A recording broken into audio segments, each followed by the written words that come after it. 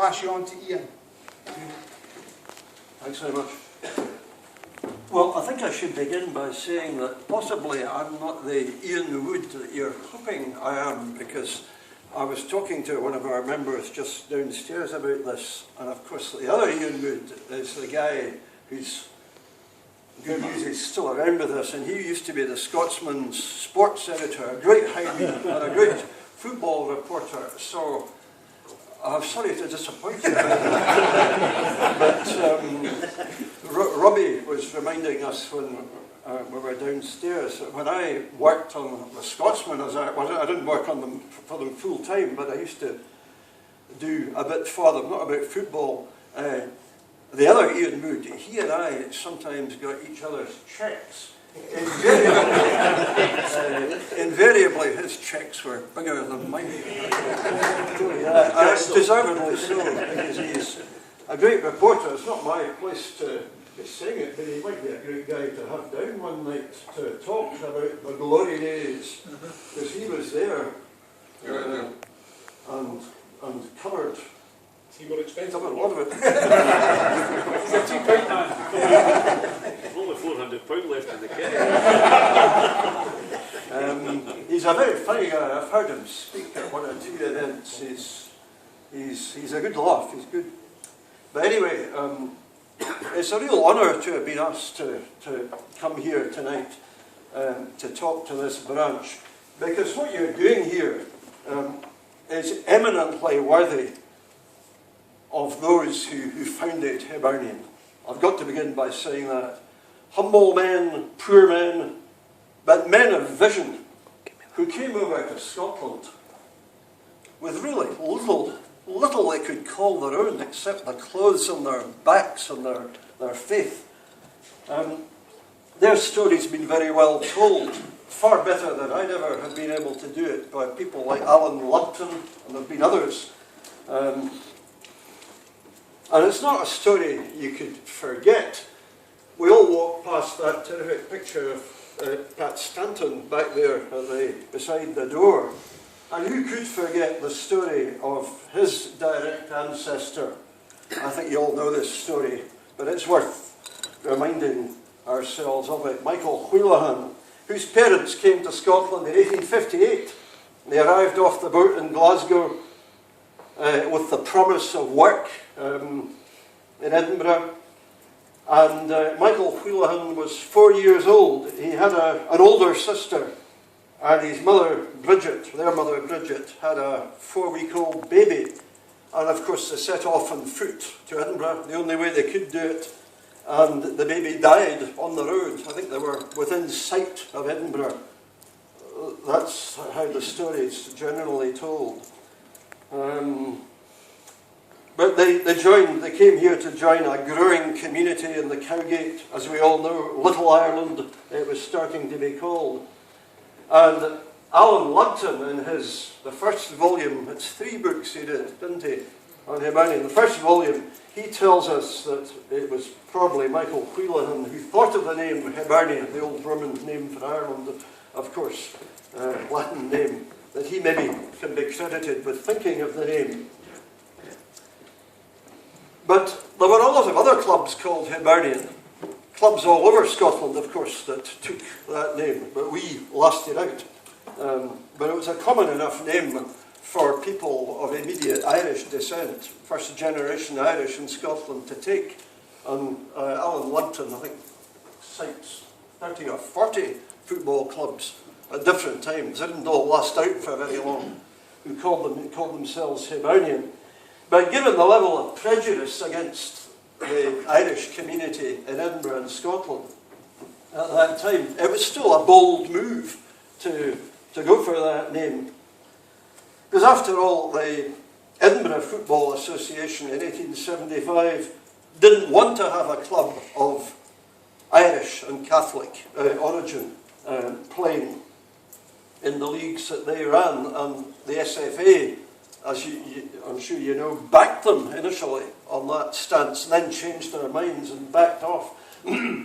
But sometimes the club in those early days and its supporters quite literally had to fight for the right to have a pitch to play on over in the East Meadows, which was where they played originally. And that, after all, wasn't that big a distance from the Cowgate, where many of the players came from. But not all the Irish people who came over to Edinburgh lived in the Cowgate. A lot lived in Leith. My own forebears, if you'll allow me to bring them into it just briefly, came over from the county of Monaghan in the early years of Queen Victoria's reign, probably about 1840, three years into her reign. A big family too. They appear in the 1851 population census because they were living in Midlothian in Lasswade. They were working as bleachers for a local mill, an awful job, because as you'll know, what they did was to dye finished textile goods. It was chemical dyeing and colouring. They worked in awful temperatures beside great big vats. Grim work, but it was the sort of work that the Irish people and Highland people as well did. So my forebears, my ancestors, you could say, were pre-famine migrants to Scotland. And my grandfather, whom I just remember and no more, who was born out of wedlock, that's another story altogether, which I was never told about. All that was kept total secret from me. Yep. I suppose my father might have told me about it, but I never knew my father, so he never had the chance to say anything, and perhaps he wouldn't have done. But anyway, this grandfather of mine came to work in Edinburgh. He lived off Fountain Bridge, and when he got on a bit, he moved to a tenement at Haymarket, just a wee bit on from the station, number 83, and I can remember being taken there by my mother. You're probably thinking this is suspiciously close to Tynecastle. The thought might just have crossed your minds. But that's the way it was, and it's only strange, it's only fairly recently that I really got to know about all this. Partly, as I said, because thanks to World War II, I never knew my father anyway, but my older sister got a lot of research done. You know how you can go on the internet or you can get professionals to do family history for you. So it seems strange, thanks to her, really quite late on in my life, I got to learn a bit about this story. But it's not through them that I formed my allegiance to Hibernian. That's another story altogether for some other occasion maybe, or to talk about downstairs in the bar. My grandfather, when he got to Edinburgh, like James Connolly's father in the Cowgate, worked as a carter. A lot of Irish men did that. And he got better work as time went on. All of it on the west side of the city. So that's maybe why he never lived in the Cowgate. I would guess that that could be the case. He lived closer to where his work was. But that's another way of saying that he lived outside the closeness, the solidarity of the Irish community in the Cowgate. That community which of course gave us James Connolly and gave us Hibernian Football Club as well. The Irish immigrants here in Edinburgh weren't a big community. I remember you, Gordon, making this point, we were talking about it. You know, one reason for their vulnerability, you were saying, compared to Glasgow, was precisely because they weren't a huge community in Edinburgh. Professor Tom Gallagher, who's written some fine books about the Irish people in Scotland, made the point in one of his books. Could I just quote you part of what he said? He said, "The isolation and weakness of the Irish in Edinburgh meant that they were despised rather than actually feared or resented. Prejudice towards them was endemic, but it helped to hold them together. in the Cowgate and in Leith. They congregated out of a feeling of kinship and for protection, as like strangers in a strange land, which is exactly what they were, of course. For those in the Cowgate, work didn't come easily, and it was more often than not the heaviest, the hardest, the dirtiest work. There was no one big employer there who could have been relied on to hire Irish workers. Some of them, like James Connolly's father, got work through Edinburgh City Council. Others, if they were fit for it, would simply walk down to Leith every day and compete for work on the waterfront with other Irishmen. That's the way it was. The young James Connolly tried several jobs, we do know from biographies that have been written about him, before he joined the army at the age of 14. He was born in the year 1868. The army maybe seemed a better bet for a boy of his age. He wasn't a particularly big, strong boy at that age, he later recalled himself. And he tried his hand at 12-hour shifts in a bakery and at cleaning out the huge, heavy rollers that they used in the presses of the Edinburgh Evening News. So maybe he thought the army was a better deal. So he joined the Royal Scots in 1882. And he spent 7 very important years of his life in that regiment, serving in Ireland, of course, for a part of that time. Last time I was in Dublin, I went with my wife to take another look at James Connolly's burial place. He was executed in Kilmainham prison, but he's buried in another part of the city, at Arbour Hill, which is an Irish army barracks, but it's also, of course, a national shrine, because all the leaders of the 1916 rebellion, the executed leaders, are buried there. And it was an odd thing to be looking at the grave of an Irish hero who'd also served in the same regiment as my father was in, the Royal Scots. It made me think of another Royal Scots grave, which is about 5 minutes from where we're sitting. We pass it every time we walk along Albion Road without everybody necessarily realising it. It's the other side of the wall, you know, the outer wall of the Eastern Cemetery. And it's the grave of a young soldier who wanted to be laid to rest as near as possible to Easter Road, because he'd always supported Hibernian. He was Lance Corporal Lawrence Dixon from Pennycook, who was aged 26 when he was shot dead by the IRA on St. Patrick's Day 1993 in South Armagh. And until recently, his mother, who's become very ill, tended his grave every week. She never missed a week. And I got in touch with her because I was doing quite a bit of work at that point on the war in Northern Ireland. So I made contact with her. But you can see the grave. He was given a regimental funeral by his comrades who came over from Armagh to form the Guard of Honour, the colour party. But I remember saying to his mother, at least he wasn't shot in the back off duty in front of his children, which is the way the provisional IRA, a lot of them preferred to wage war if they could. That didn't happen to him. But there he is, another grave to think about. Going back though to Connolly and the Irish community in the Cowgate and Leith of course merged with Edinburgh in 1920. That Irish community outlived James Connolly, outlasted him until the rehousing and all the redevelopment that followed the Second World War.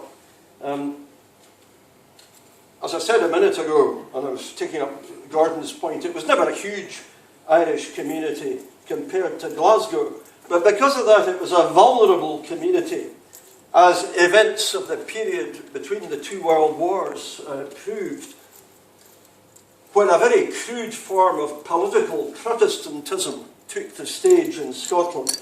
There was the Protestant League in Glasgow, led by a guy called Alexander Ratcliffe, and here in Edinburgh there was Protestant Action, led by an ex-soldier called John Cormack. And at the peak of its success, Cormack's movement, Protestant Action, in the council elections in the year 1936, did well in Edinburgh. They won 30% of the vote that was cast, and they won 9 seats at Edinburgh City Council.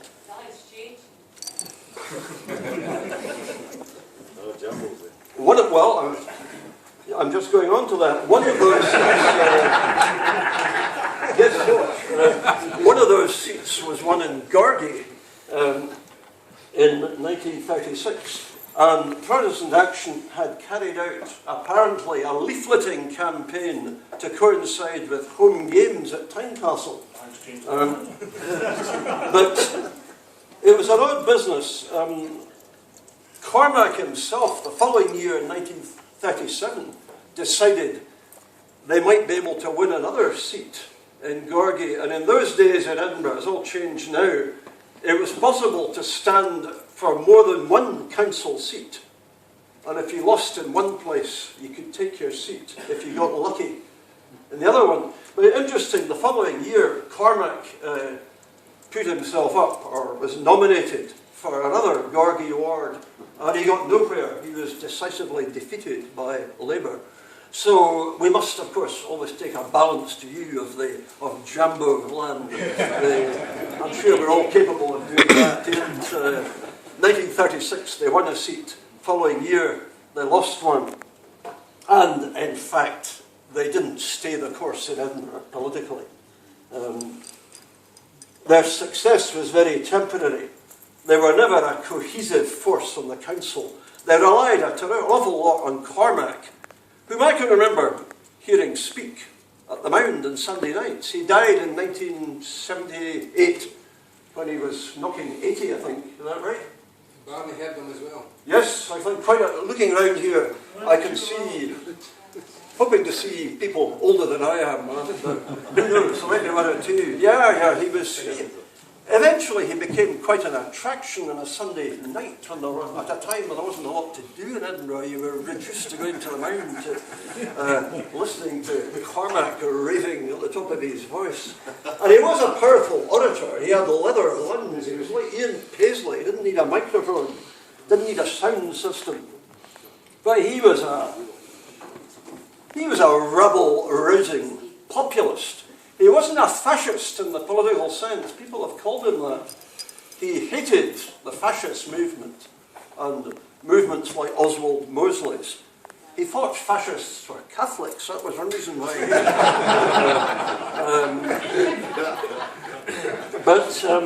anyway, Cormack's movement, I'll not pursue that point now, but I'm just saying that's what he thought.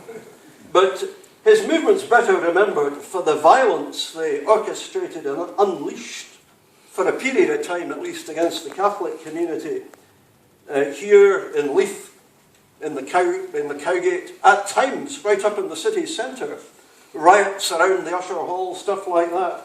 And again, Gordon was telling me a bit of an interesting bit of his own family history about Blackfriars Street and the defence of St Patrick's Church. Yep. By some of your own family, yes?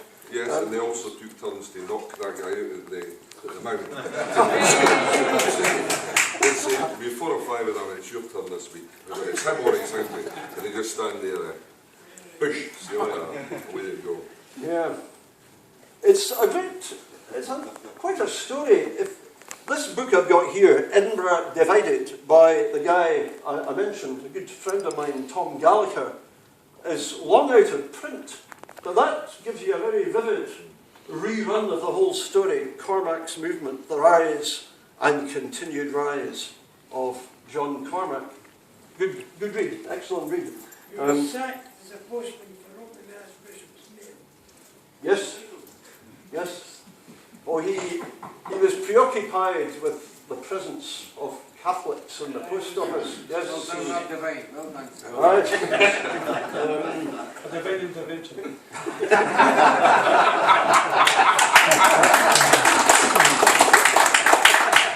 Anyway, how are we doing for time, Gordon? Anyway, June of 1935, some people, Tom Gallagher in this book here, would say the climax of Cormac's movement arrived, because over in South Morningside at the Priory, St Andrew's Priory off Canaan Lane, if you know what I'm talking about, the Eucharistic Congress was to be held, big event in the religious life of Catholic Scotland. About 15,000 people arrived there late June of 1935 for an open-air mass. Archbishop MacDonald, Edinburgh, and St Andrews was to be there. And Cormac mobilised what most accounts say are about 10,000 people to march down Morningside Road. And they were blocked off by a powerful force of Edinburgh City Police. They didn't break into the Priory. They weren't able to stop the event from taking place. But buses with children and their parents in them, some buses, a few buses out of about 300 that were there were stoned. They had to run the gauntlet of stone-throwing attacks. Arrests were made, the police drew their truncheons. Vicious while it lasted, and certainly not what they were used to in Morningside in 1935. All novelty value for the good burgers of South Morningside, I think we can safely say that. But it wasn't Belfast, let's get that right. That same year in Belfast, in the month of July, 12 people, mostly Protestants, were killed in ferocious communal rioting after an IRA marksman had opened fire on one of the feeder parades. No, sorry, that's the wrong way round. It was after the big walk in Belfast from the lodges and bands were going back. Apparently, marksman opened fire on one of them. That lit the fuse. And it got so bad in Belfast that the army, British Army, had to be put in the streets the first time since 1921 to support the police. So we shouldn't exaggerate what happened here in Edinburgh. It was vicious stuff, it was toxic stuff if you were anywhere near it on the receiving end of it. But it wasn't Belfast, nobody got killed. The army didn't have to be deployed on the streets of Edinburgh. And Cormac's movement was arguably losing ground before World War II politically. Its vote was beginning to break up. But it's true that when Harry Swan became Hibernian chairman, maybe you're wondering when I was going to get back to Hibernian, when he became the club's chairman in 1934, he may have been anxious to avoid the club becoming in any sort of way a target for Cormac's movement. And of course it's well documented that 4 years earlier, when Harry Swan became a director, the first non-Catholic apparently to be director of the club. Some say he was a member of a Masonic lodge too. I've never been able to find out if that's correct, but it's often said.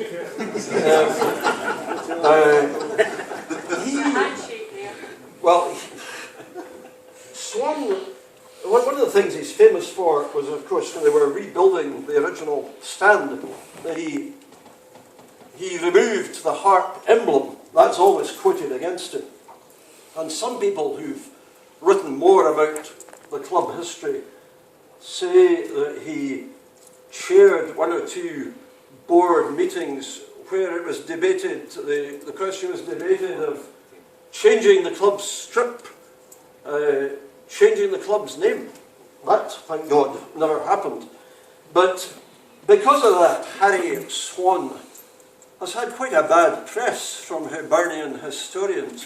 You always see him, if you look at team pictures, maybe even downstairs, team pictures with the famous five on the great team of the early 50s, the Hibernian team that I first saw, September 1950, first game I ever saw, Hibernian 6, Clyde 3.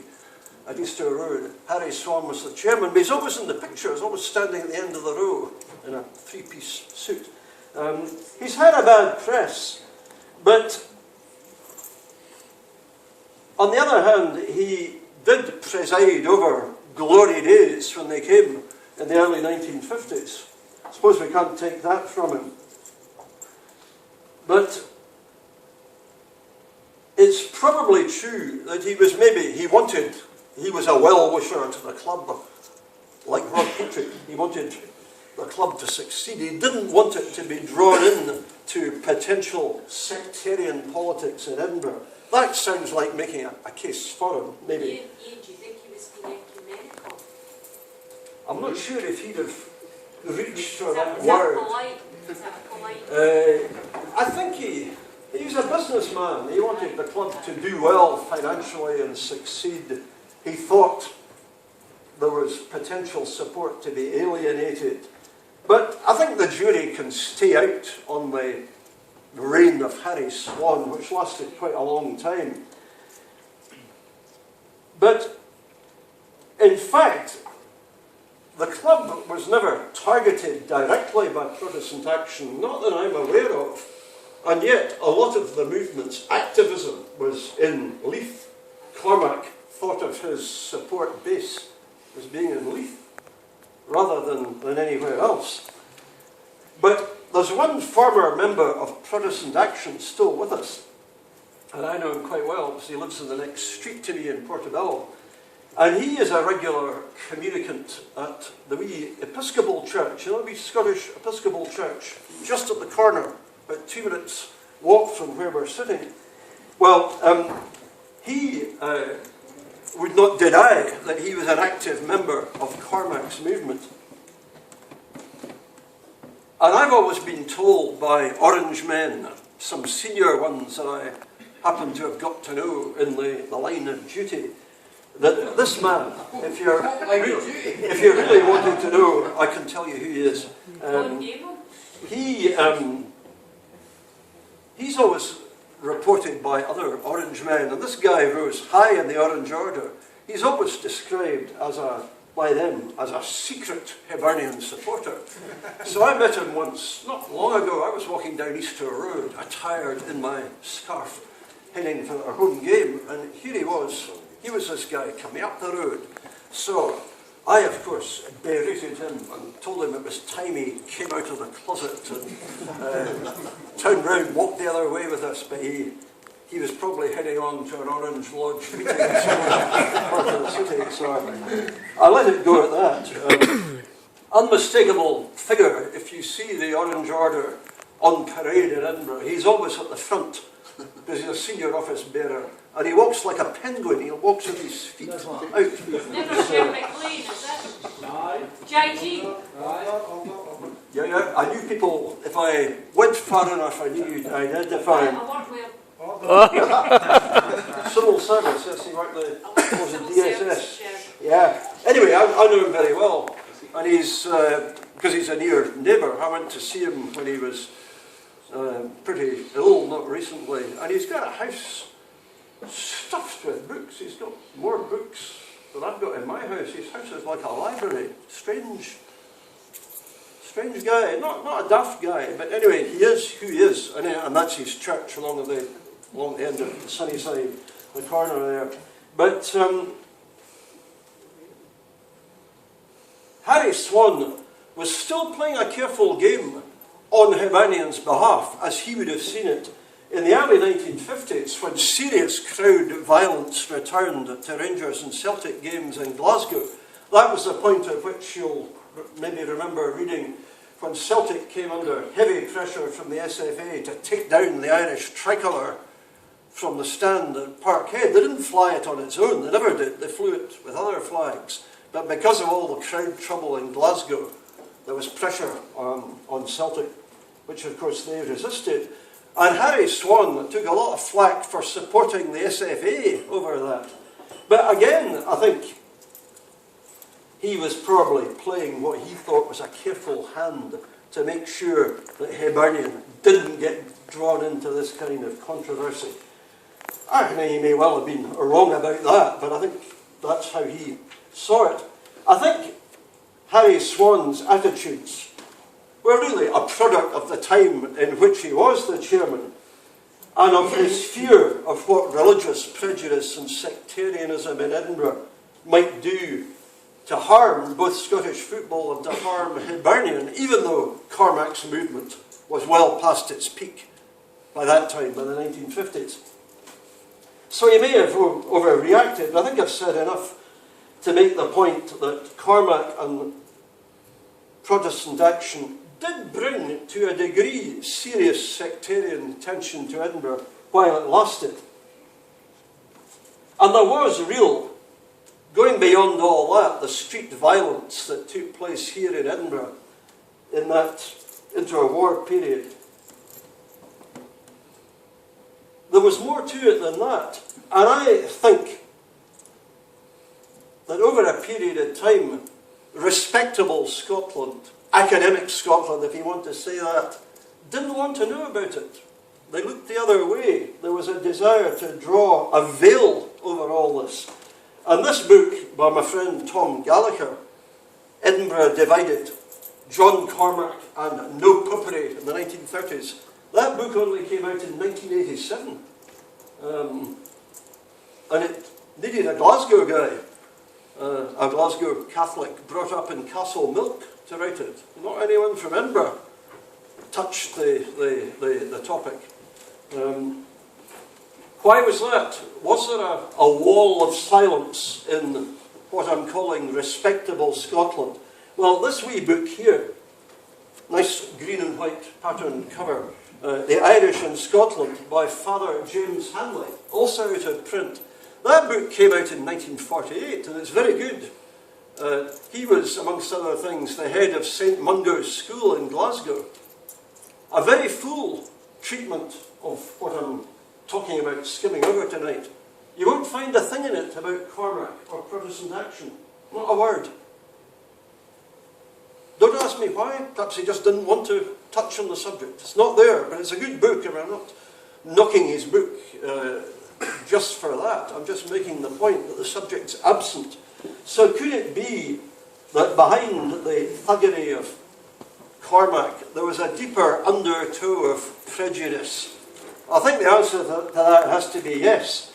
In the 1920s and 1930s, the General Assembly of the Church of Scotland and its Church and Nation Committee regularly carried motions calling for the deportation of the Irish from Scotland, castigating the Irish as a subversive element within Scotland.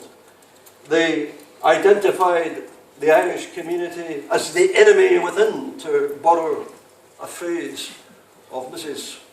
Margaret Thatcher that you'll remember.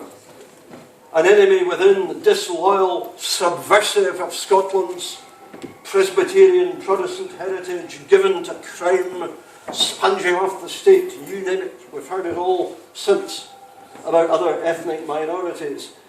And it could be vicious stuff. And the Church of Scotland was not alone in coming out with this. There was a lot of, in inverted commas, respectable writing by contributors to the media who dredged out this stuff. And of course, what they were trying to do was to press the case for an end to Irish migration to Scotland, for the deportation of Irish people already here, especially if they were drawing any kind of benefits, unemployment benefits. But let's be very clear, neither of these things happened.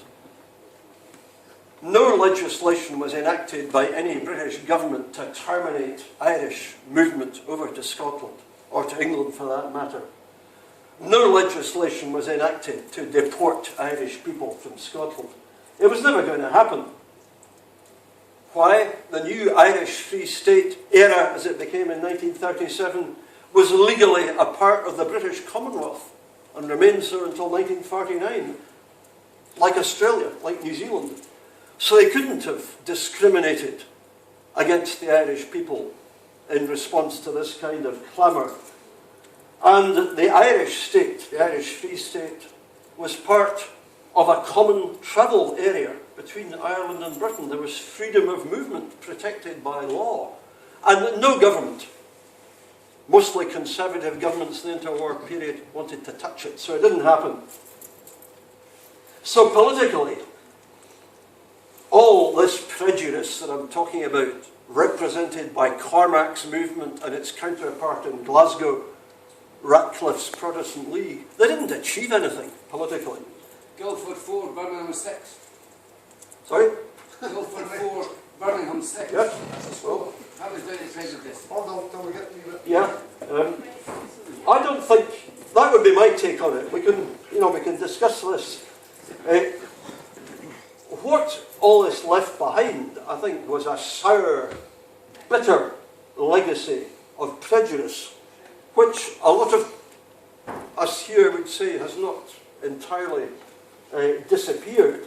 The workplace discrimination and employment discrimination in Scotland that was allowed to continue for far longer than it should have done against people perceived to be Catholic or of Irish origins. But time passes, time moves on.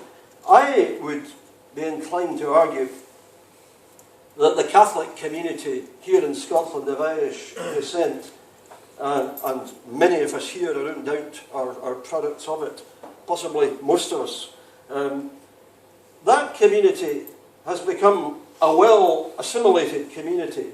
It ceased, I would be inclined to argue, to be a community of victims. Now, just because of events involving Neil Lennon and one or two high-octane Celtic Rangers games through in the West the last couple of years, some people are investing a lot, making a real intellectual investment in the idea of a sectarian crisis in Scotland.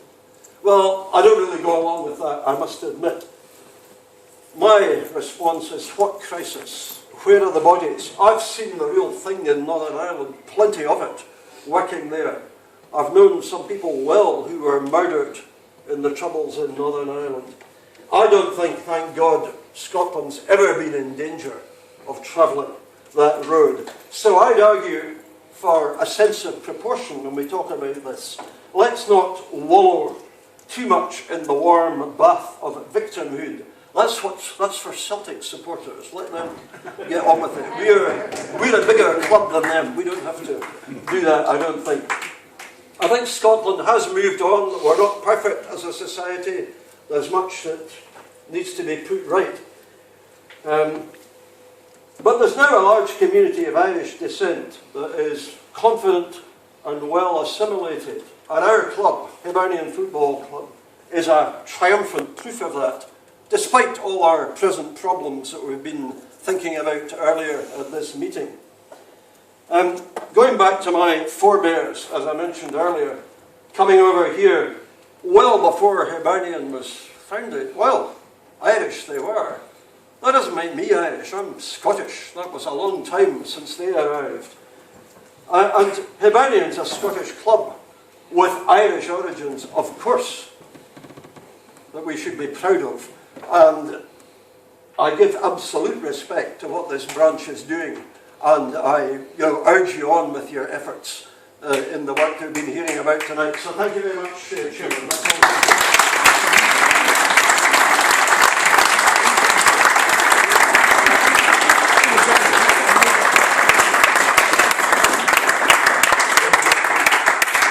Thanks very much, Ian. Any questions for Ian? Yes. As a fourth generation Irish immigrant to this country, I'd like to say well done here. But this St Patrick's branch, as Dougie keeps saying, is open to everybody and nobody of no faith. And that's what's going to be St Patrick's branch.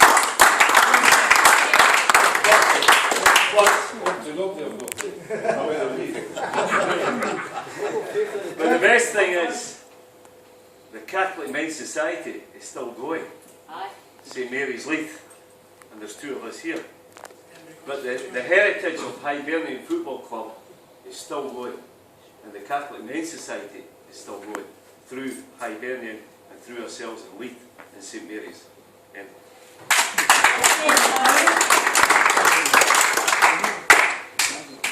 Okay, we're sadly running out of time. Again, a big thank you to Ian. It's the first time, I believe it's the first time we've certainly had a speaker at a branch meeting. And I think it's the first time it's actually happened. In the association, 60 years. So again, we've created a wee bit of history as we keep doing. So good on that. If this is well accepted, then it may be a thing that we will keep up in the future. Different speakers, different subjects, and keep it going. It has run on. In fact, we're probably well over time for what we normally are. Or are we? No, we're not too bad. We're not too bad. Yes, I'm looking for the late start. Again, it comes to that moment in time when it's any other competent business.